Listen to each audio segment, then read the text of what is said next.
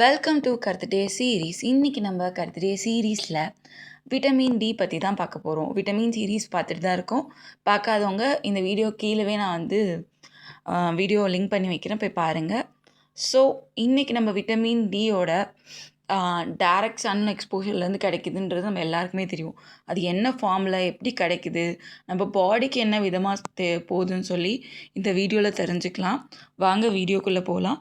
Vitamin டிங்கிறது ஒரு actual hormones behave பண்ணுற vitamin டின்னு சொல்லுவாங்க. இது ஃபேட் சால்யுபிள் விட்டமின் அப்படின்னு சொல்லுவாங்க. 2 ஃபார்மாக நம்ம பாடியில் ஃபார்ம் ஆகிருக்கும். D2 அண்ட் D3 எர்கோ கால்சிஃபெரலாகவும் கேலோ கால்சிஃபெரலாகவும், அதாவது 2 கால்சிஃபெரலாகவும் ஃபார்ம் ஆகிருக்கும். இது நம்ம பாடியில் நேச்சுரலாகவே ப்ரொடியூஸ் ஆகிற ஒரு விஷயம். அது ரெண்டுமே ஆக்சுவலி.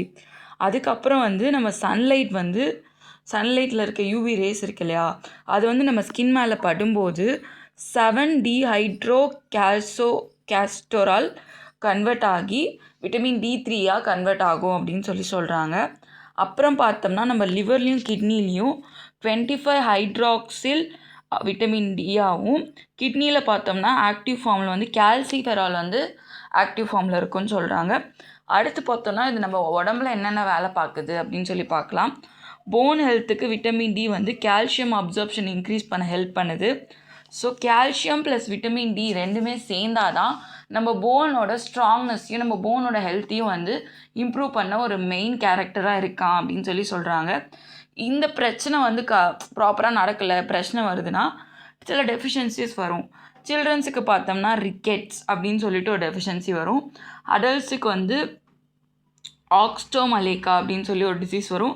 எல்டர்ஸ் அப்படி ஆஸ்ட்ரோபோரோசிஸ். இது நம்மளோட டீத் ஸ்ட்ரென்த்தை குறைக்கிறதுக்கு ரிஸ்க் எடுத்துரும் அப்படின்னு சொல்லியிருக்காங்க. கால்சியம் மெட்டபாலிசம் ப்ராப்பராக நடந்தால் தான் மசில் ஃபங்க்ஷன் ப்ராப்பராக இருக்கும்.